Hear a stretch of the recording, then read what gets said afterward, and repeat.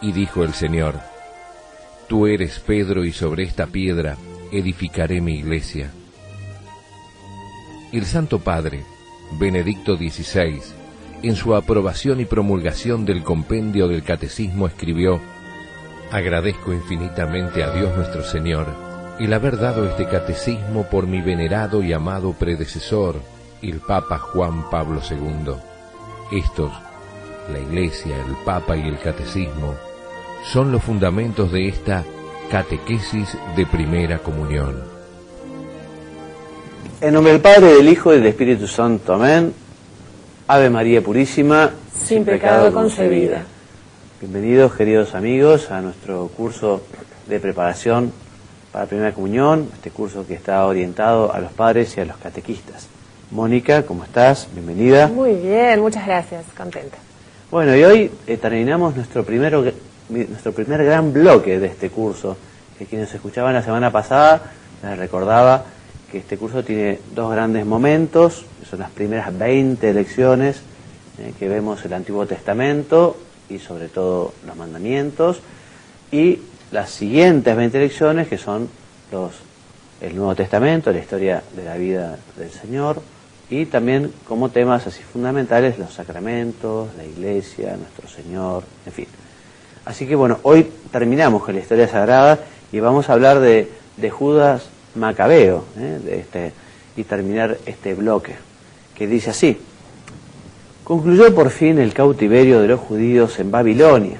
Estaban la semana pasada, recordarán las historias que contábamos de Daniel, allí, primero con Nabucodonosor, luego esos avatares que tuvo todo el pueblo de Israel, ¿no? Como el Señor lo cuidó y lo llevó, y una historia, en fin, hasta hoy, ¿no? La verdad que la historia del pueblo judío es una historia de grandes problemas, ¿no? Bueno, aquí estamos ya ingresando en lo último antes de la venida de Jesús, ¿no?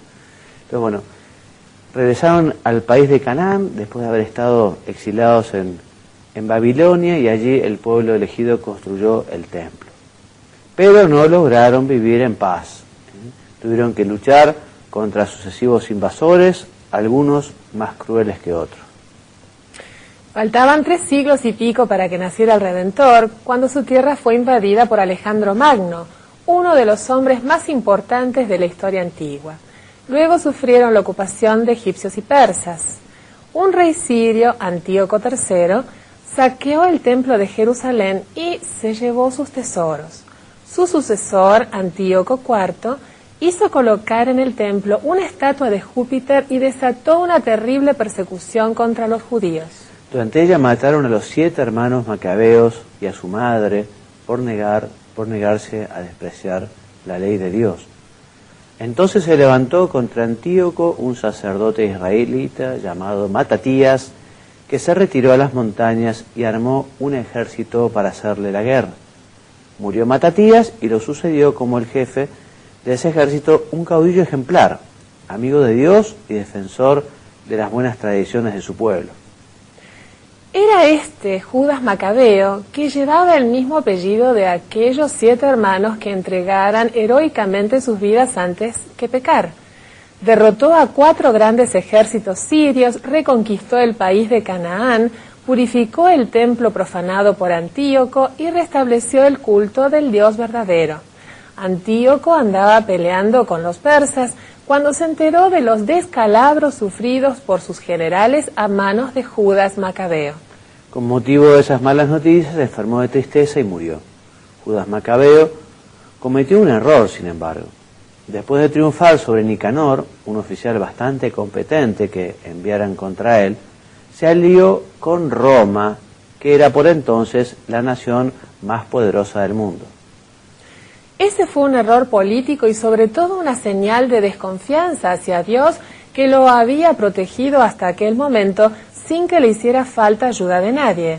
Roma iba conquistando toda la tierra conocida. Junto con sus defectos tenía virtudes notables. Contaba con buenos soldados que, organizados en legiones, aseguraban el orden a su paso. Había forjado un derecho, el derecho romano, que aún es modelo de equidad. Su lengua, el latín, permitía que se entendieran entre sí gentes de muchos países y todavía se utiliza en la liturgia católica como un signo de universalidad. Pero ocurre que si uno busca un aliado demasiado fuerte, corre el riesgo de que ese aliado lo termine dominando. Y eso fue lo que resultó de la alianza entre judíos y romanos. Al llegar el momento en que nacería el Salvador, los romanos ocupaban Canaán, aquella tierra prometida por Dios al viejo Abraham para su descendencia, cuya historia acabo de contar. Los tiempos estaban maduros, los plazos se iban cumpliendo, la espera llegaba a su fin. Algunos judíos piadosos y conocedores de las profecías observaban los sucesos que ocurrían en Belén, pues, según estaba anunciado, allí nacería el Redentor anunciado. Y el objetivo para esta historia sagrada es el siguiente: destacar que todos los acontecimientos hasta aquí relatados fueron solamente antecedentes de ese instante clave que es la llegada del Mesías. Sugerir que el curso de la historia fluyó hacia Belén conducido por la mano de Dios. Efectivamente, el centro de la historia de la humanidad es nuestro Señor, Jesús. Después del pecado de nuestros primeros padres, Adán y Eva, después que perdimos la posibilidad de ese encuentro con Dios, Dios fue tan bueno que perdonó a Adán y Eva y les prometió un Redentor, un Salvador. Pero bueno, esto que hizo el Señor al principio de los tiempos, con la creación del hombre, tardó mucho tiempo. Y la llegada de Jesús y la vida de Jesús en el mundo es lo más importante que ha sucedido en la historia de la humanidad. Para nosotros que creemos que Jesucristo es Dios y que además creemos que Jesucristo vive, a la hora de leer la Escritura o la historia sagrada, no es una historia pasada, sino que estamos estudiando algo, y ya lo veremos en adelante, ¿no? Estamos estudiando la vida de un hombre que vive hoy, o sea, Jesucristo vive hoy.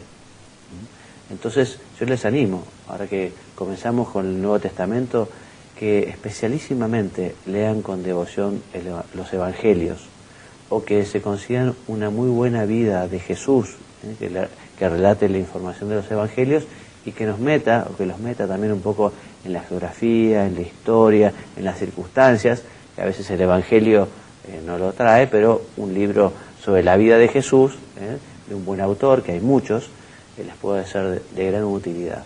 Conocer la vida del Señor, conocerlo ¿para qué? Para amarlo, para imitarlo, conocerlo para tratar de parecernos a Él, porque en definitiva el camino de santidad pasa por el conocimiento y el amor de Jesucristo. Y terminamos hoy los mandamientos. Vamos a ver hoy el 9º y el 10º mandamiento. El 9º, como recordarán, es: no consentirás pensamientos ni deseos impuros, ¿no? Y este mandamiento, Mónica, exige vencer la concupiscencia carnal en los pensamientos y en los deseos. La lucha contra esta concupiscencia supone la purificación del corazón y la práctica de la virtud de la templanza. Sí, porque después del pecado original del que hablábamos, la naturaleza humana quedó lastimada, y quedamos inclinados hacia el pecado. Entonces, ese falso naturalismo, ¿no? Que dice, bueno, que el hombre siempre busca el bien, que todo lo que se le ocurre es bueno, que todo lo que hace es bueno. Bueno, eso es no conocer la verdadera naturaleza humana, eso es no conocer también la historia, ¿no? Porque después de ese pecado original, en los hombres ha quedado esta inclinación. Entonces, tenemos que la concupiscencia es justamente esa inclinación a lo carnal, esa inclinación, ¿no?, a buscar la propia satisfacción en lo que tiene que ver con la sensualidad, con la sexualidad, fuera de lo que Dios ha previsto. Todos sabemos que el sexo es algo bueno y santo, creado por Dios, ¿no? Pero también le ha dado una finalidad y le ha dado un ámbito. Entonces, cuando la sexualidad o la sensualidad sale de ese ámbito para el que Dios lo ha creado, que es para que marido y mujer, para que los cónyuges se manifiesten el amor, ese amor que manifiesta esa unión y que además permite el surgir de una vida, ¿no? Nada más ni nada menos, ¿no? Entonces, los hombres, después de ese pecado original, con esa concupiscencia, tenemos que dominar las pasiones. Las pasiones hay que dominarlas. Entonces, esta lucha con la concupiscencia supone la purificación del corazón y la práctica de la virtud de la templanza. O sea, templanza es darle, por decirlo de alguna manera, al cuerpo un poquito menos de lo que pide. Templanza quiere decir que uno pone límites en la comida, en la bebida, en el descanso. O sea, hay que comer, hay que descansar, pero tiene que ser con medida, con orden, porque si no también pareciera como si el cuerpo a uno lo traiciona. El cuerpo es un gran animal, pero hay que tenerlo por las riendas, hay que tenerlo sujeto, para que vaya por donde tiene que ir. Entonces hay que, para dominar la concupiscencia, tenemos que vivir la templanza. Entonces, Mónica, el noveno mandamiento, ¿qué es lo que prohíbe? Prohíbe consentir pensamientos y deseos relativos a acciones prohibidas por el sexto mandamiento. El bautizado, con la gracia de Dios y luchando contra los deseos desordenados, alcanza la pureza del corazón mediante la virtud y el don de la castidad, la pureza de intención, la pureza de la mirada exterior e interior, la disciplina de los sentimientos y de la imaginación y con la oración.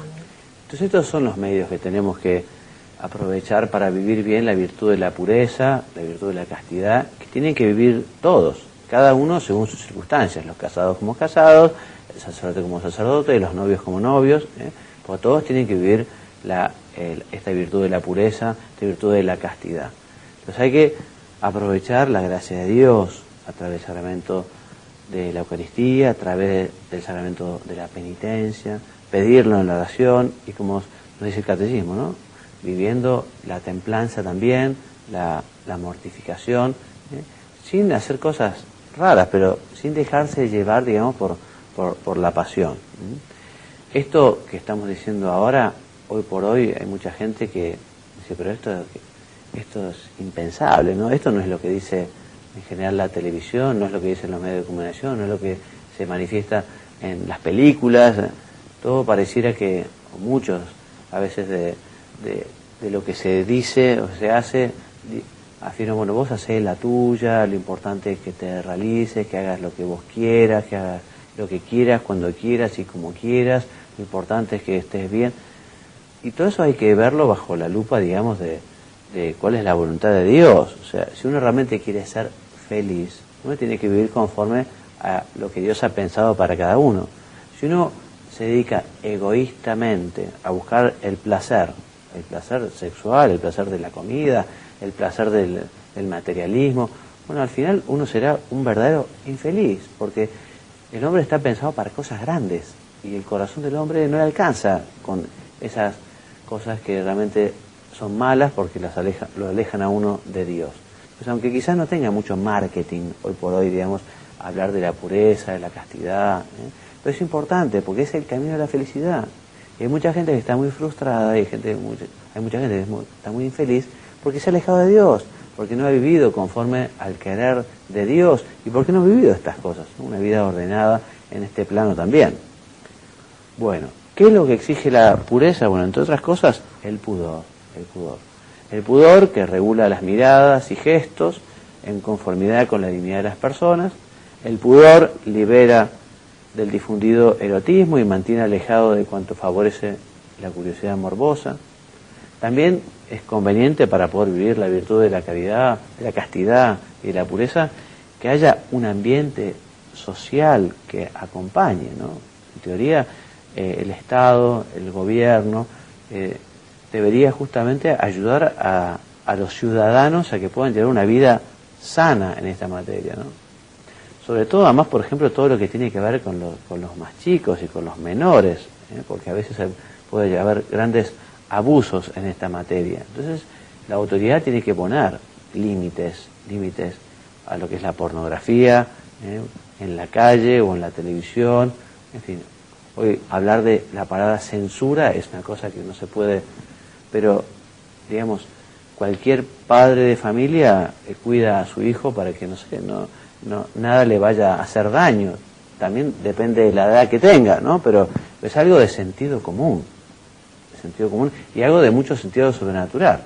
Entonces, esto es importante. Bueno, y hay que rezar para que efectivamente se mejore un poquito el nivel en los medios de la televisión, en el teatro, en el cine, en la calle, la forma de vestirse también, lo que es la moda.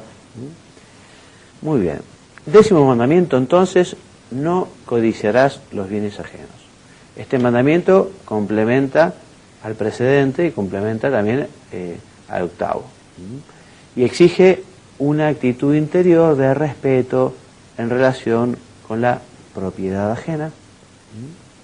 Prohíbe lo que es la avaricia. La avaricia es algo que está en el corazón, ¿no? Y que realmente lleva al hombre a un egoísmo tan grande de querer y querer y querer para uno y para sí y nada para los demás y todo.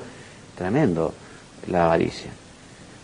El deseo desordenado de los bienes de otros y también la envidia, que la envidia es, Mónica, consiste en la tristeza experimentada ante los bienes del prójimo y en el deseo desordenado de apropiarse de los mismos. Por eso el corazón y los sentimientos también hay que educarlos, hay que educar la afectividad y hay que educar el corazón para que sea generoso, hay que educar el corazón para que se brinde a los demás, hay que educar el corazón para que tenga espíritu de servicio. Los niños que ven esto en sus padres después lo viven con mayor naturalidad.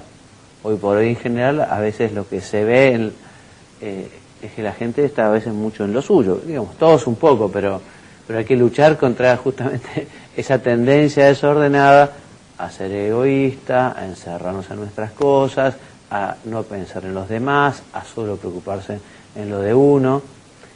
Y les digo, por acá está la felicidad, porque el hombre ha sido creado por Dios para la donación, para la entrega, para darse a los demás, para abrirse a los demás, para recibir a los demás. Por eso estos pecados, ¿no?, que llevan a anquilosar el corazón, ¿no?, la envidia, la avaricia, bueno, todo esto lleva claramente a la frustración, a la infelicidad.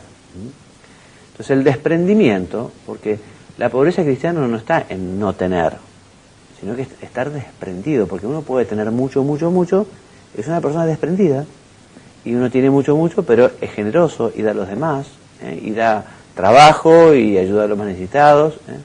Y al contrario, quizá una persona puede no tener nada y ser envidioso, y ser avaro, y no compartir nada, ¿no? O sea que de lo que se trata es de ser desprendidos, de darle a las cosas el valor que tienen, poniendo a Dios en primer lugar, a los demás, y después las cosas materiales que son buenas, ¿sí?, pero darles el valor que tienen.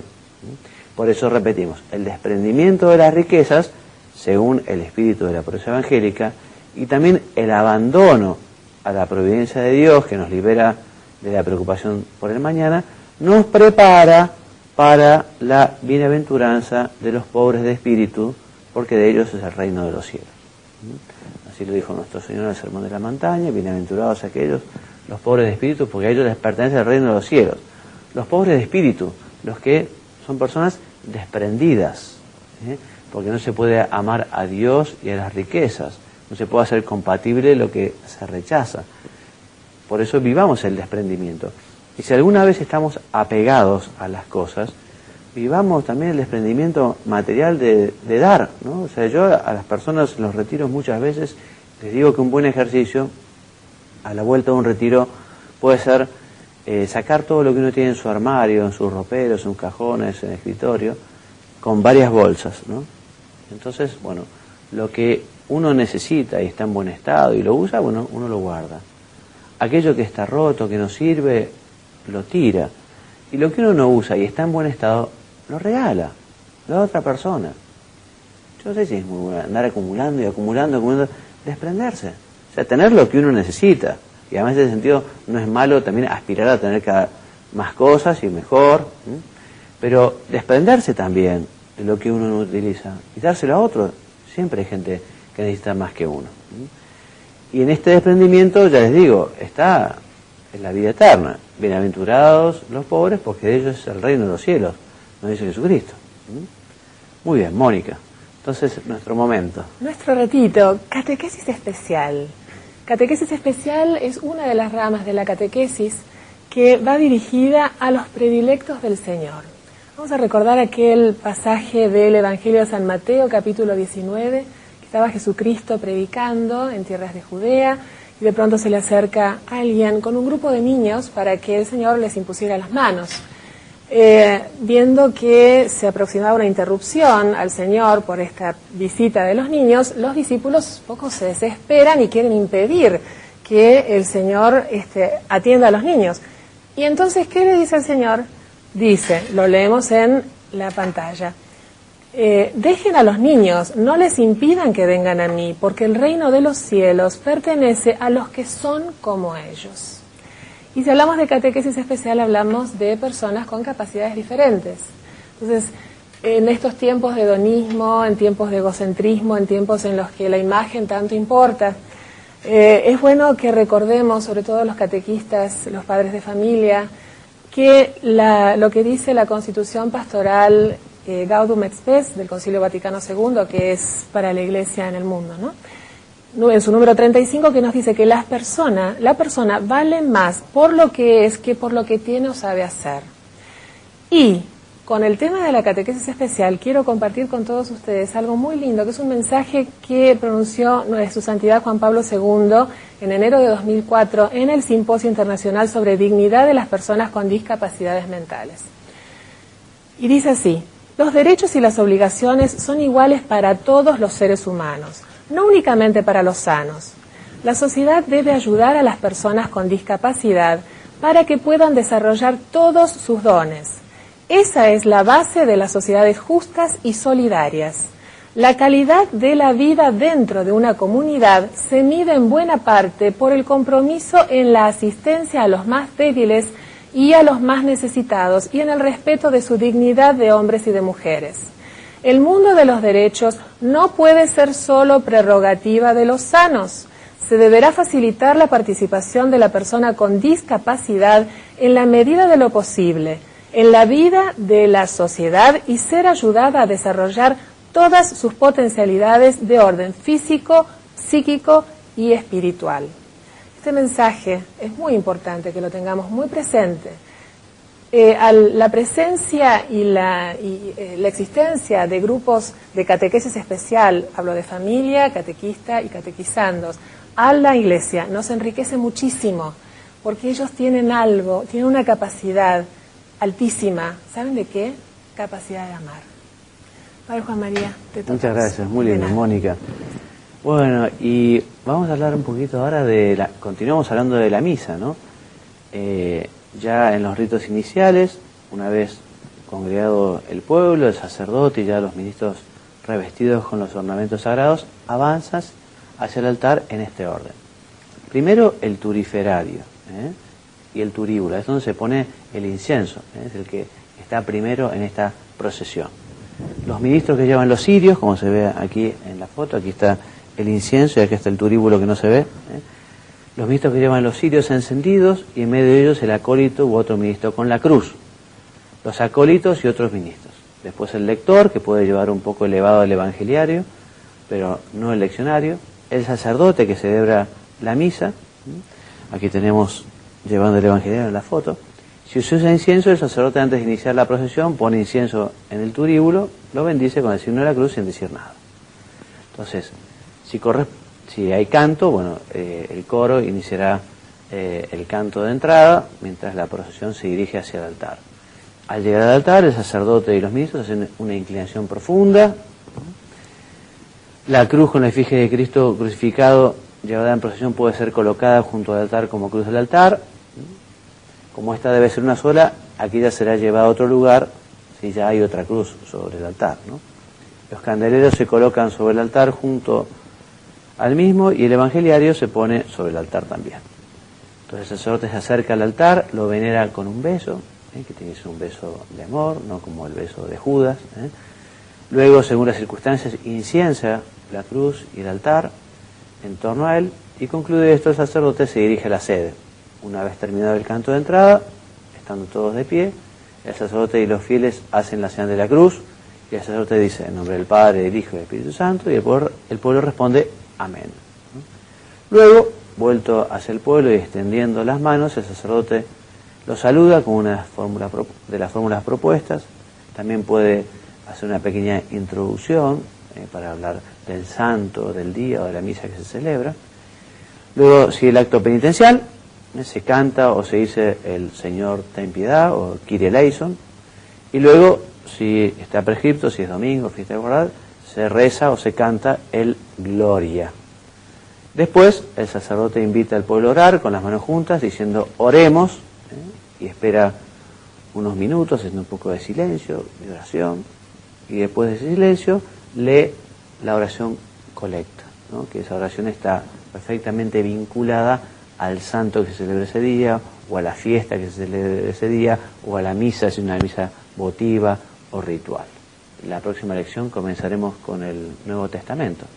Quienes quieren escribirme, si tienen dudas, si tienen sugerencias, si tienen algo que compartir, pueden hacerlo aquí, a mi dirección de correo, Juan María Gallardo, todo junto, @gmail.com, y si quieren bajar la información esta que ofrecemos, lo encontrarán tanto en el Instituto de Teología.org como en oracionesydevociones.info. Bueno, será hasta la próxima. Muchas gracias, me despido. Que Dios los bendiga y los haga muy santos. Amén. Tú eres Pedro, y sobre esta piedra edificaré mi iglesia. El Santo Padre, Benedicto XVI, en su aprobación y promulgación del compendio del Catecismo escribió: agradezco infinitamente a Dios nuestro Señor el haber dado este catecismo por mi venerado y amado predecesor, el Papa Juan Pablo II. Estos, la Iglesia, el Papa y el Catecismo, son los fundamentos de esta catequesis de primera comunión.